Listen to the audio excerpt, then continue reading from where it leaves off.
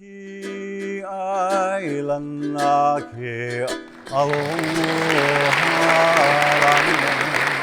happy to introduce Patrick Makuakane, who has lived on the Hill for many years, I think more than 20 years, am I right? 25 years. Patrick is a hula kumu, that means a master of hula. He recently received a MacArthur grant for his expertise.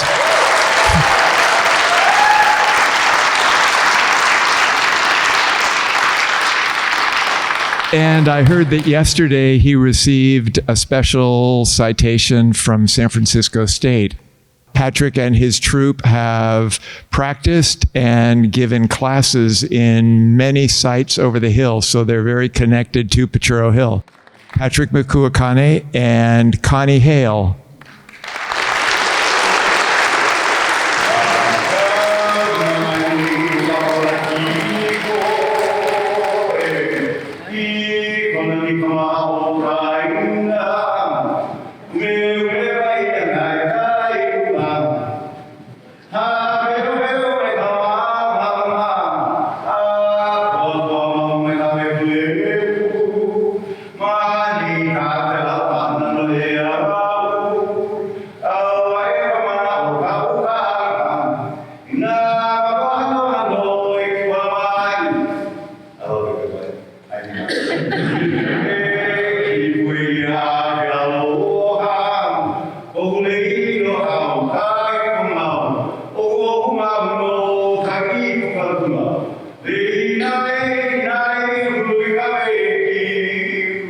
That's the traditional Hawaiian way of saying, "What's up, people?"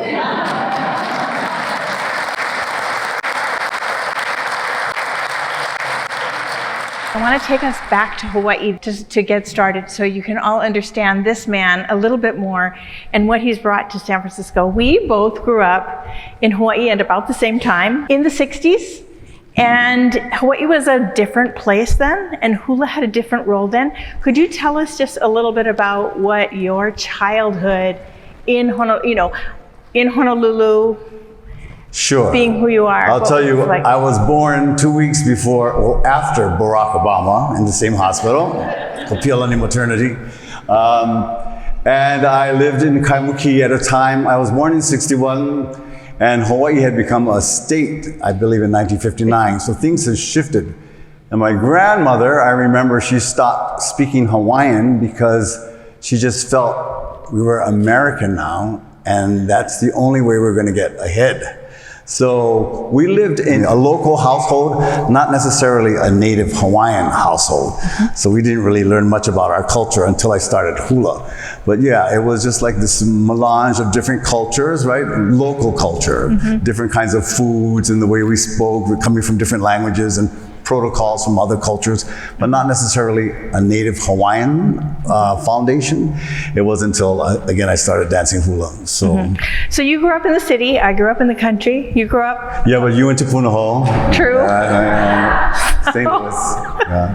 I think using Kamehameha schools just as an example as far as what were the expectations of Hawaiians in the 60s, when you were growing up. Honestly, I don't think there was much expectations of Hawaiians in the 60s. I mean, the joke was you're either a policeman or an entertainer or a garbage man, So there was a lot of searching for identity. And so what happened was the second Hawaiian cultural renaissance, which came about because people were looking at ways to express themselves as Native Hawaiians. And they found that way through music and dance. And that's how I came across it. And of course, growing up, I went to school in the country, as I said, and really the big thing every year was a May Day festival. So once a year we had a pageant. We would all learn a Hawaiian dance. We would learn a Hawaiian song, dress in Hawaiian costumes. And that was kind of it. And then for both of us, when we turned adolescent or when we got into our teenage years, something started to happen. You started to hear more Hawaiian music on the radio. Right. For me, it was there was an album that came out. Of course, for a lot of people, there was something called the Red Album in 1972, which was Gabi Pahinui, Eddie Kamai, a group of singers, all of a sudden there was this album with this traditional Hawaiian music being played all over the island. And all of a sudden you started hearing this music, and it was, these guys had been playing Hawaiian music for years, but off the beaten path. And then for me, I don't know for you, but everything changed. One day when I was listening to the radio, I think I was about 14, there was an album called Guava Jam. And it was by a group called Sunday Manoa. No one had ever heard of them. And there was a song called Kavika. Kavika is Hawaiian for David, and it usually refers to King Kalakaua, the last king of Hawaii before his sister, the queen. There was a rock and roll beat to it. And it was like all of a sudden Hawaiian became cool. Right. And that was my experience of the change. But your experience was so much deeper, because one of those three musicians was someone who became very prominent in your life. Can you tell us about him? Yes, so one of those musicians, Robert Casimiro, became my teacher, my Kumu or Kumu Hula. And I remember though, when I started dancing hula in high school for a group called Huyo Naopio, but I joined the group specifically to learn Hawaiian music, not to dance. I just the last thing I wanted to do was learn the hula. So not interested in that. But when I got to class, I told the instructor, oh, by the way, I don't really want to dance, I just want to sing the songs. And he was like, yeah, in this club, you sing and dance. And if you don't like it, there's the door. So I thought, all right, I'll try it out. And after 2 weeks, I was hooked. I was like, oh my God. I knew after 2 weeks that I was going to be doing this for the rest of my life. I mean, it was an instant portal into history, into my past, into everything that I wanted to sort of discover. Right away, I knew that this was the key. And this is your 14, 15? I was like, 14. Something like that? Right. So that was Kumu John Lake. That was the teacher at your high school.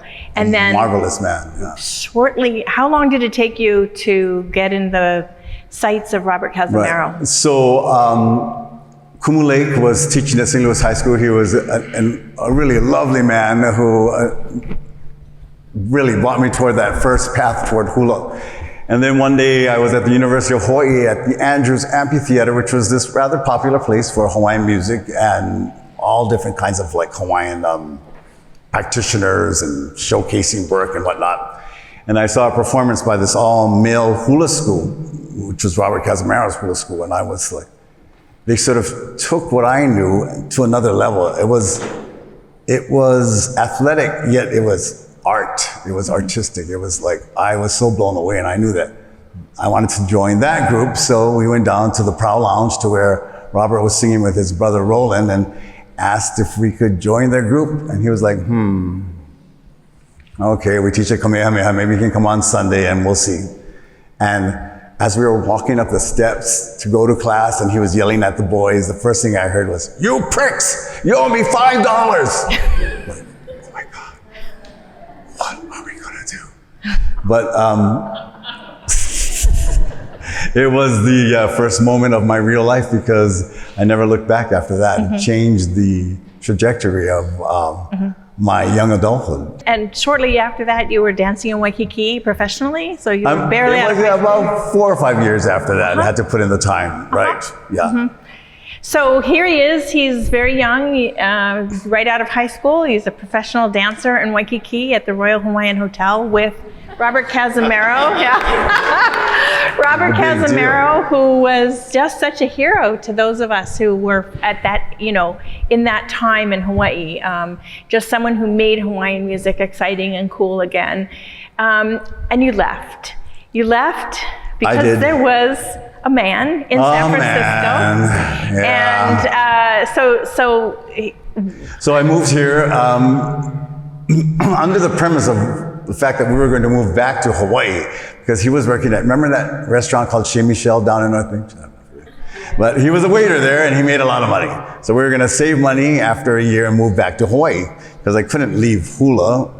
But after, here I am, a gay man, I moved to San Francisco. It's the 80s and I'm like, oh, you know, maybe we should stay for a little bit. I think I kind of like it here. And I immediately opened up a hula school, and then I kind of never looked back. But he also encouraged you to go to college, yeah? He was, Yeah, that yes, was part he of was the one, right. He said, you can come over here, we can go to San Francisco State University. And I was like, oh, I didn't take my SATs. And so he came over, I was just talking about this, and we spent like a whole week in the hotel going over math because I was terrible at math and I had to, like, you know, do well on the SATs. Got in and then got into SF State. So, and you did the 4 years. I told my mother, I said, Mom, I'm going to SF State and I got to pay out of state tuition. And so she went down to her credit union. She borrowed a lot of money. It was $2,500. That's a lot of money back in the 80s. And then the next week, my partner and I, we went to New York and I spent it all. It was a good time. New York was expensive, but I never told her that. So, so you studied, I think, was it physical education that you majored in, yes, at San Francisco State? And I think Peter mentioned it, but this is such an auspicious moment because last night, San Francisco State honored 4 alumni and inducted them into the San Francisco State Hall of Fame, and one of them was Kumu Patrick.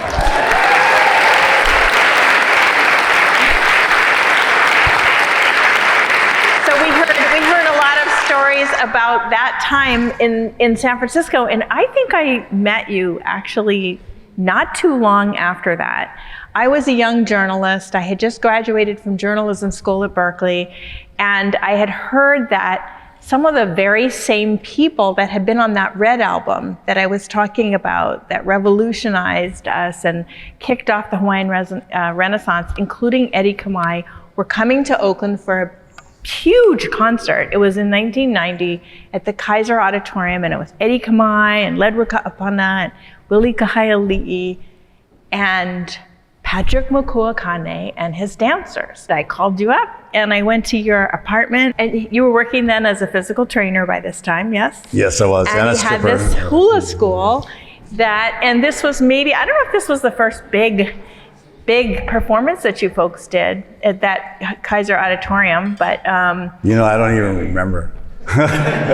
Really? Gosh, I don't remember. So anyway, he chanted for me and played his ipu, his gourd drum, and I was able to record it. It went on the radio. It went on, I think it was KLW radio, and that's when we met. So that was really, I met you as this guy that was part of this performance, but I'll never forget your voice chanting, and you folks heard it just a little while ago.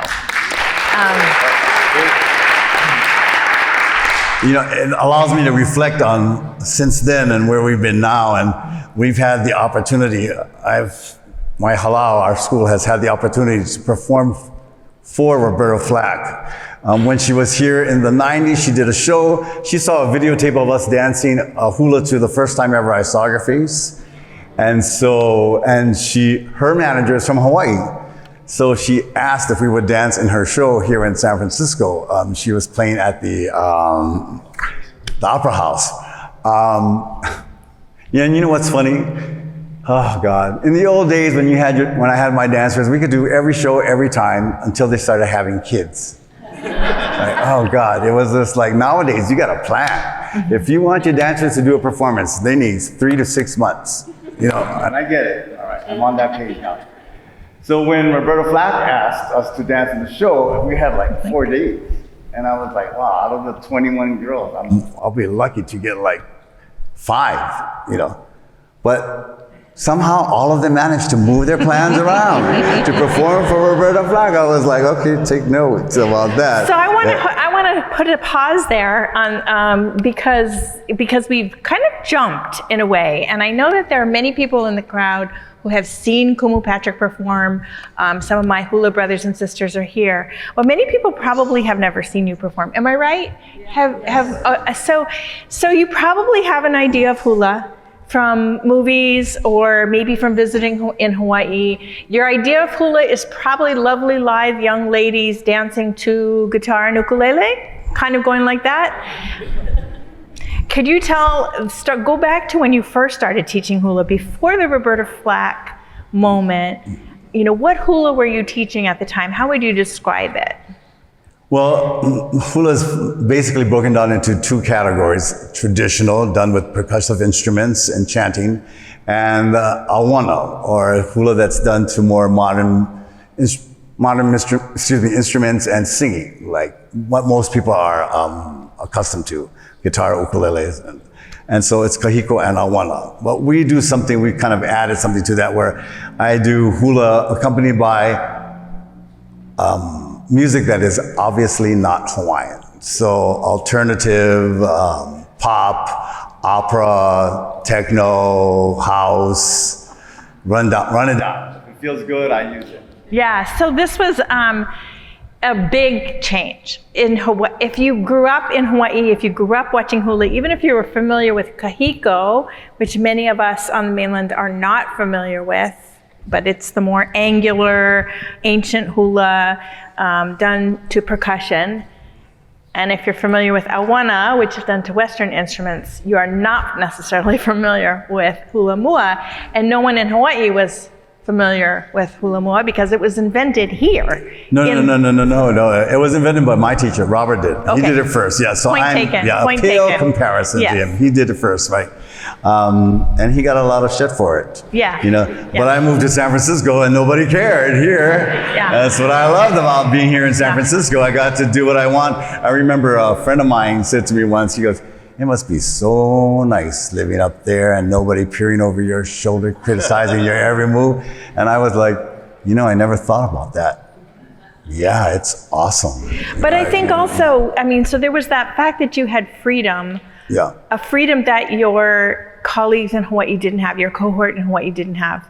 But also there was the whole San Francisco underground scene that you were part of. And Right. so if you can imagine, here he is going to clubs, being a DJ, and at the same time being a practitioner of hula, and eventually those things start to come together. And so it isn't only that you were free from the people watching over in Hawaii, but you were taking from San Francisco. Oh, absolutely. I mean, San Francisco has informed me as an artist.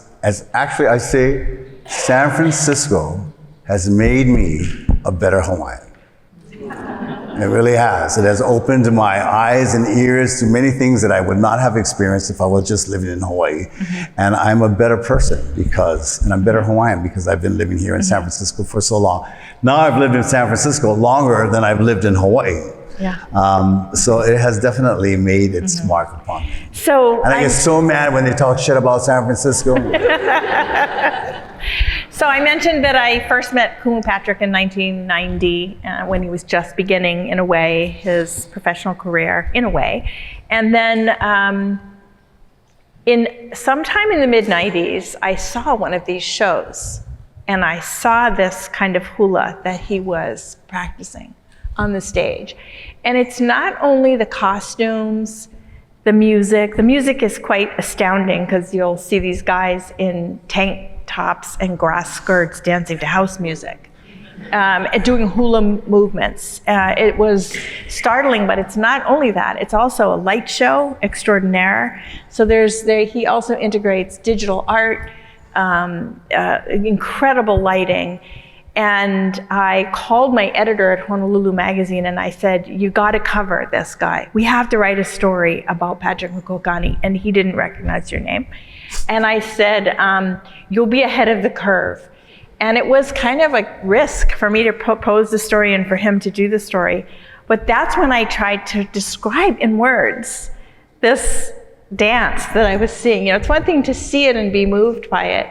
And I worked for a very long time with the editor to try to find a word that described the sensation of being an audience member and watching this dance that does seem like hula and works on you in the way that hula works on you if you're familiar with hula, and it's, all of its loveliness and its power and its fierceness. But then there are metaphors and lighting and things that don't have anything to do with hula, and so other memories get stirred up, and you find yourself affected by the music in a way you can't really articulate. And we came up with the word synesthesia, which I think is inexact, but this feeling of your senses being acted upon in many ways at once. And that's kind of, for me, that was my first experience of hula mua. Meanwhile, you just kept experimenting. Roberta Flack, we should go back to Roberta Flack for a second. And it was, so if you can imagine, it's the first time ever I saw your face. It's not Hawaiian at all. And the girls are in flowing, beautiful black velvet gowns, maybe with a white flower, Billie Holiday style. How is that hula? How is that hula? What does hula do? Well, most people, they would describe hula as telling a story, but it doesn't. The story is told by the song or the poetry. That's the vehicle of expression. So what does hula do? It adds to the story. It gives it dimension. That's what hula does. So if you're watching somebody dance a hula and the song is in Hawaiian and you have these beautiful girls dancing, you have these lovely type of movements that you're enjoying, but you don't understand what they're singing. So it's like, it's not as multidimensional as hula is supposed to be received if you understand the language. Every time the women dance, I left my heart in San Francisco. In San Francisco, people are really moved by it because they understand what that means. So when you see someone dancing a hula to that song, in which you have a relationship, not only with the song, but with San Francisco, then it becomes multidimensional, and then you have like an attachment to what you see. I was watching that last night, our women danced it, and I was thinking to myself, being 63, how many more times am I going to get to see that? Because we only dance it every few years for special occasions, you know. And I left my heart in San Francisco. It's such a quintessential San Francisco song. It makes me so proud to be a San Franciscan as well as a Hawaiian. And it's just, and so get this, right? I'm always waiting for an artist whose song that I use to call me and say, cease and desist, stop dancing hula to my song. I was like, okay. So when we got the call from Roberta Flack's agent, I was like, oh, here he goes. She's gonna say, stop dancing to my damn song. But she loved it. And so we got to perform it with her at the Opera House. And do you know how an icon like Roberta Flack sings a hit of hers from 40 years ago? Yeah. Nothing like the original. So it's choreographed to the original version. And so when we practiced it with her, with Roberta Flack, I was like stunned that my dancers somehow kept up, because I was watching it and I was lost. And I was like, how the hell are they doing that? Because if she holds a phrase just a second longer, then they're on to another movement. And let me tell you, she sang it so differently.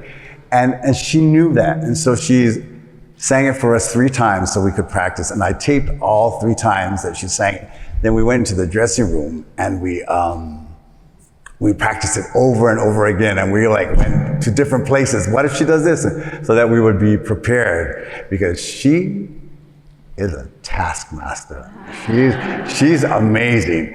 And so when we first came out to practice it, she's playing the piano and the girls are moving and she does this. She goes, I can't look. I'm like, oh my God.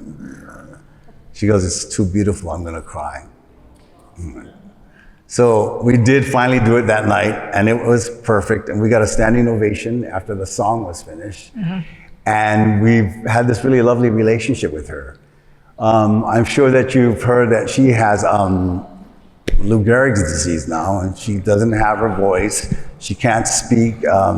She's like fed through a feeding tube, but she's pretty much, she just stays in bed all day, and they've been waiting for her to die, really, for like over a year. But she, you know what keeps her going? Is she lives, the only thing that gives her light now and life is art. Her friends come over and play and sing for her. And they moved her bed into the living room so that there's room enough for these artists to come and sing and play for her. And she's just delighted when that happens. And so we were asked to go over to her house in New York to do a little show for her. this last January. And can I tell you that it was like, I call it brutally beautiful, because it was hard to see her in that condition. And she can't really respond to you. Although we do a hula called the birth certificate hula. Yes, anyway, she liked that. She was like, she applauded well into that. But we were able to perform for her for like 20 minutes. And here's this, it's Roberta Flack. It's Roberta Flack. And we're in her living room performing for this legend. And she cried after it was over. It was so incredibly touching. And you're like, talk about pressure. What am I supposed to do as an artist? Come up with a 20-minute show for Roberta Flack in her living room? Mm-hmm. Oh my God. Mm-hmm. So I just decided to do just our favorite pieces, and I narrated each piece. And I did this chant that I love for her at the beginning, like how I did this for you, but this chant is very, very special. And I told her, I've been waiting to do this chant for someone because I've never had the occasion to chant it for someone that I felt really merited this chant, because it's that beautiful. And so, what a gift. Yeah. What a gift it was for us that night to perform for her. Yeah. And she's still going well. And I just talked to her manager, and she wants us to go back for her birthday in February. So wait, before, can you do me a favor? Because I send her videotapes from time to time of people showing their love for her. So would you mind showing her a little love? Guess who?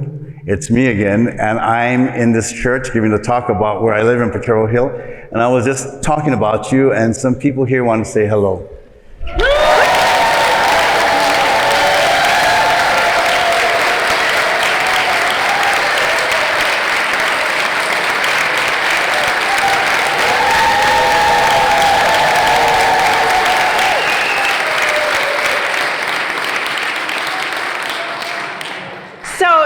To follow that, but I think so far maybe we would leave you the impression that hula is mostly about this unusual choreographer and dancer and teacher choreographing and performing individual songs. But one of the other innovations that Kumu Patrick has brought, not just to San Francisco, but to the world of hula, is that he does evening length shows. So some of the shows are like, greatest hits. Like every now and then you do a show which has some of your standard hulas and the popular favorites. But more often you choose shows that have a thematic link. There's a thematic story that you're telling. And so that's another way. And I think of it more, you might want to think of it more as opera than like a variety show of a lot of different individual hulas. So can we just run through some, over the past 20 years, some of the show themes or ideas? There was Natives Are Restless, for example. Natives Are Restless, right, which speaks about the sort of colonization. Interesting that we're no longer calling it the colonization of Hawaii. It's now referred to as the occupation. Hawaii. He's in San Francisco, I love it. But yeah, how about that for typical hula fair? People are like, I got a letter from a woman who was like, I came to that show, The Natives Are Restless, and I was expecting pretty girls, ukuleles, and flowers. Yeah, no, it's a show about Hawaii's history, and Hawaii's history is not pretty. But we do other shows with ukuleles and flowers. Come to them. So, or there's shows like the newspaper show, Kanu Paper. So to talk about that, that was a different theme altogether. Yeah, so we did a show called Kaleo Kanaka. This is really interesting. In Hawaii, there were over 100 Hawaiian language newspapers from like the 1830s to the 1940s. 100 Hawaiian language newspapers. Do you know that is the largest native language cache anywhere? It's like the repository, the information in that sort of a century worth of Hawaiian language newspapers is unparalleled. They're all the books that have come out about the history of Hawaii, written by Hawaiian authors that come from that newspaper, represent 2% of what's available in that. So we did a project where they wanted schools and different people to transcribe the newspapers. Now you don't have to know Hawaiian, you're just transcribing what you see. And they made it a little competition, so high schools against high schools and universities and colleges and civic clubs and whatnot. And the group that did the most was mine. Yeah. Here on Potrero Hill, right here on Potrero Hill in Yeah. San Francisco. Yeah. We transcribed the most. Hundreds of papers ahead of second place from Hawaii. So that's just, I mean, we could go on about the different shows. One of the most stunning recent ones was called Mahu, which was groundbreaking in a whole new way. Maybe you want to just say a couple words about that. It was a show that sort of celebrated our transgender artists. And what I told them was, I just want you to come on. You don't have to wave your flag if you don't want to, or talk about your life. This show is about you. Normally they're musicians, and so it's all about the dancers. I said, well, this show is about you. I just want people to hear you sing and watch you dance. And that will be enough to show your humanity and that you deserve a place at the table, because these people are so incredibly talented. And it was a huge success, not only for those who came to see it, but for the performers themselves. They were really just like taken aback at how much love they received from the audience. First it came to San Francisco. So Then it went to Hawaii. And that, you know, obviously that show probably might not have happened had you not lived in San Francisco. Oh yeah, absolutely not. Right. But I want to talk a little bit about Potrero Hill, because it's not like you've done a Potrero Hill show. Not yet. But your halau has been based on Potrero Hill for 30 years. And we have had classes in different, at Daniel Webster Elementary School, now we're at the International High School. When the schools close or they're renovating, sometimes we're at Potrero Hill Neighborhood House. So it's really, Potrero Hill is really the home of our halau, and Kumu lives on Potrero Hill. But can you talk a little bit? I know there was one moment when there were some chants composed, and you commissioned Hakumele, which is a person in Hawaii who composes chants, composes poetry in Hawaiian, and he wove Potrero Hill into those new chants. Yes, well, he is the composer in Hawaii. His name is Puakea Nogameyer, and he is considered a genius.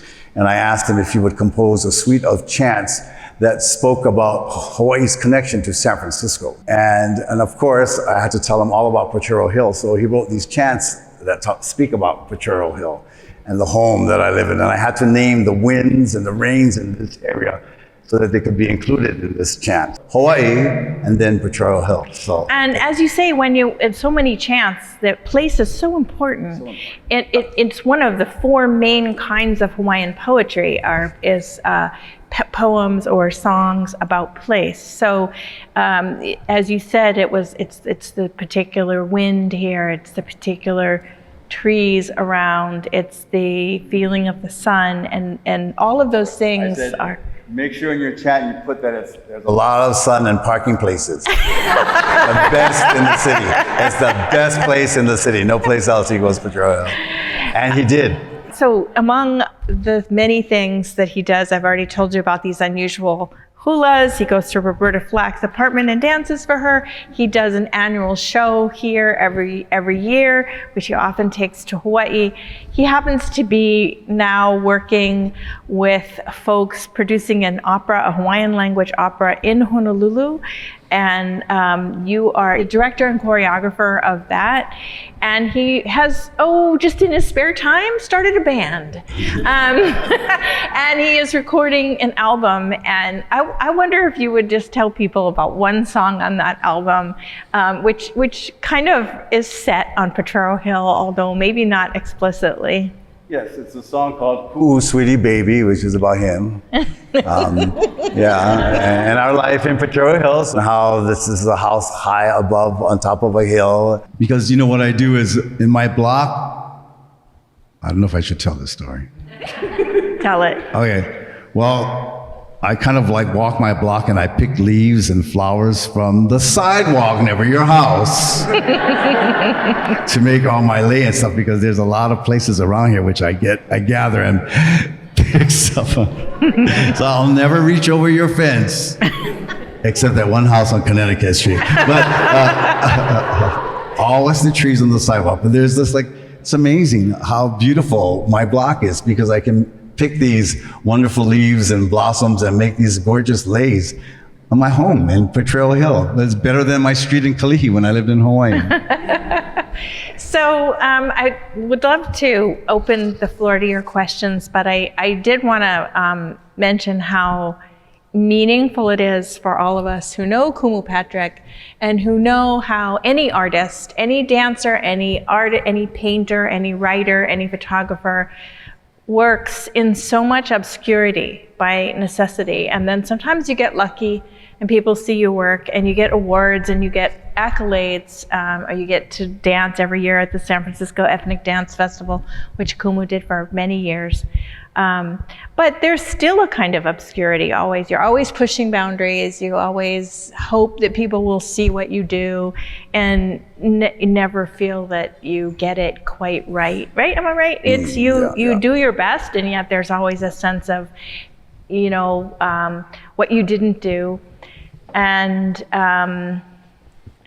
it's really meaningful for all of us who know Kumu Patrick and know the role that he has had in hula in Hawaii and on the mainland, and know the role that he has had in the dance community in San Francisco, that last year, almost exactly a year ago, he was awarded a MacArthur Genius Grant.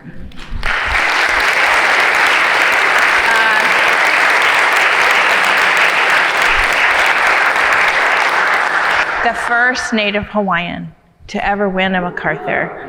And the MacArthur is for scholars and artists and cultural practitioners, like the Oscar, the Emmy, the Grammy, and the Tony combined. And it, comes with a generous financial award, which lifts you up and allows you to do projects that you've only dreamed of, like cutting an album and directing an opera and things like that. So, we're so lucky here in San Francisco to have had one of our own receive this award. And I just wonder, my last question for you is for you to think back in history to the Hawaiian cultural figures whom you most admire, or historical figures, heroes of yours, not including mythology. We'll take out mythology, they have to be real. And if you could just bring one of those people to Potrero Hill for coffee one morning, what would you tell them about where you are and what it means that Hawaiian culture was recognized by the MacArthur Foundation? And who would it be? Gosh, good question. Maybe Lena Machado, because she and her group won Best Favorite Artist at the San Francisco World's Fair in 1938. And she was an incredible artist herself. So she would understand, because she loves San Francisco. See, San Francisco has a charm that works on everyone. And I think she would she would understand, because she loves this city. And she wrote songs about this place. And so as a fellow artist, but I really wouldn't talk about me, I would just talk about her. And it's because of the work that she did, how it became recognized, really. And actually, one of the chants that Puakea wrote about San Francisco speaks about artists of Hawaii coming to San Francisco and sharing their talents with the people here. So it's sort of like a perfect kind of cycle. One thing I did want to say about the MacArthur is that you don't know that you're going to get it. You don't apply for it. You just get a phone call. And I got my phone call while I was at Burning Man in that muck last year, and that rain, it was crazy. You couldn't walk 2 feet without getting stuck. And so I couldn't call them back because there's no Wi-Fi. So for days I was like, why is the MacArthur, please call us at the MacArthur Foundation. We have something very important we need to speak to you about. And I'm like, so for days I had no idea what they wanted. I mean, why is the MacArthur? They want to talk about the Maui fires? Why me? I don't know. So when I finally spoke to them when I came back from San Francisco, it was sort of shocking. You just never know. And my partner, he made a sign, a congratulatory, this huge sign on our front window, which faces the good life, right? And like, when I came home, I was just like, oh my God, please take that off. But we left it on for 2 weeks before I gently said, is it okay? But when I would walk around the neighborhood, so many people stopped me and said, we're so proud of you. I was like, oh, that felt good. That felt good. Thank you. You're the best neighborhood. I would never want to live anywhere else but the Hill. The Hill is where it's at. Wonderful. My refrigerator is at the Good Life. I walk there every day for the last 25 years. That place has sustained me. I mean, the people here in the Hill it's really the best life. I'm so grateful to be on this place. And so you will be commemorated, Potrero Hill and San Francisco, and all our dances from now until the end, until I can't dance anymore.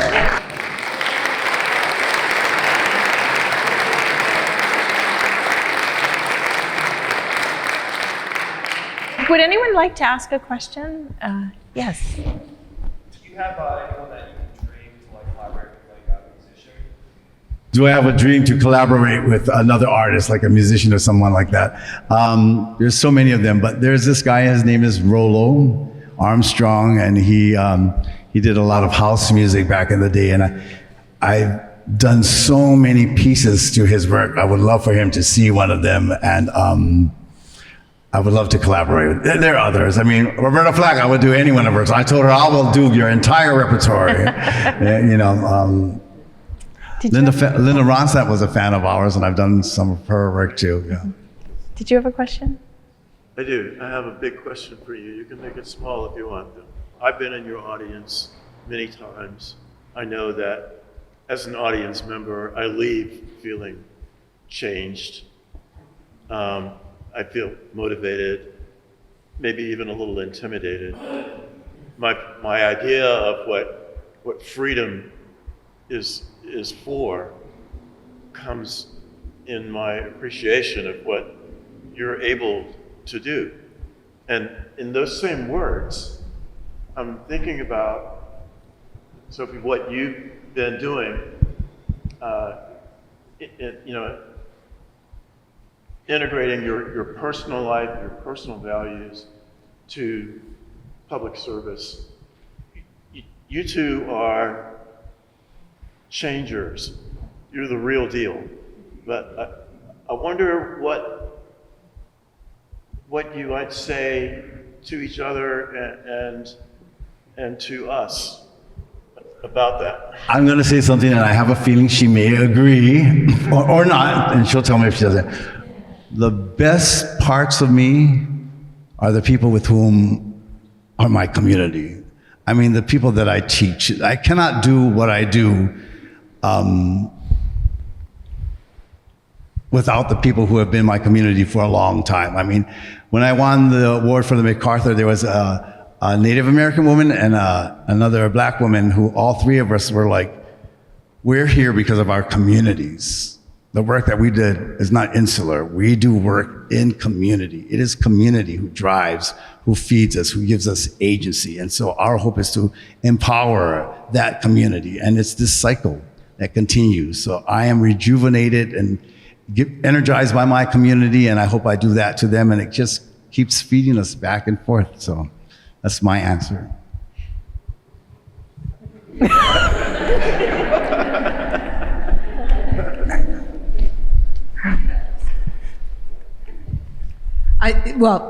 I said ditto because that's exactly what it is. It's, again, love.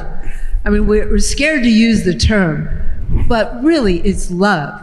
Yeah. And you feel it and you get it back. Yes. And it's so powerful that it kind of blocks out all the other stuff. And you get this feeling of joy and that you can do anything.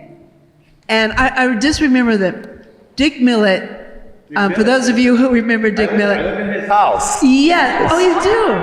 Dick, the minute when I became a supervisor, he volunteered until he could not volunteer anymore. He was there all the time. That's love. And Potrero Hale, I always talk about you because it is that feeling of love. You loved my mother. I mean, you guys went through some changes, but eventually, you became one. And so I have to say, it's about love. It's just that simple. Thank you.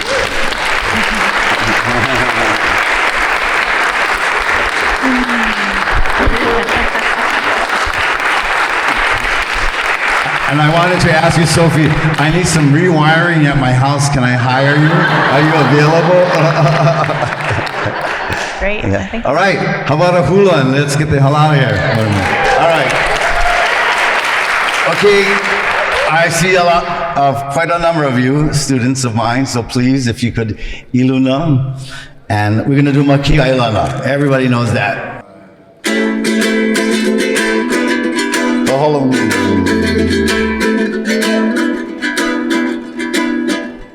Makia ilana ke aloha lang.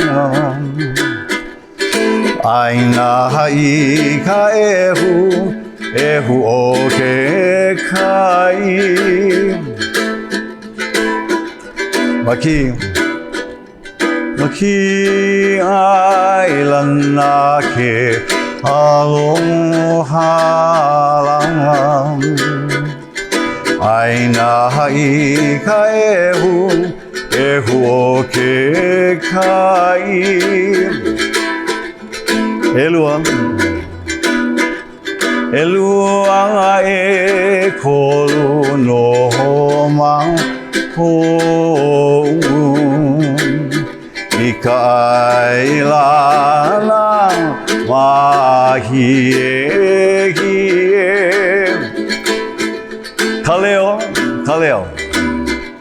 Kaleo kawai ka uang alo o hanga I ka imai nei anu ka uang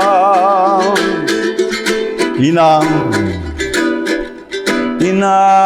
o you me mi nei no ho e ka no ho pai pai don't knock each other out haina ia mai ana ka puang anang Maki ailana ku e kamana o Akahi, alua, akolu Haina ia mai ana ka puang anang Maki ailana ku e kamana o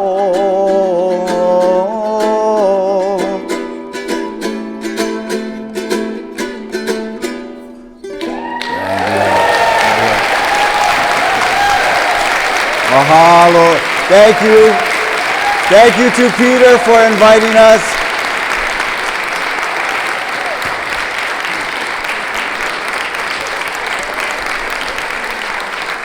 Thank you so much.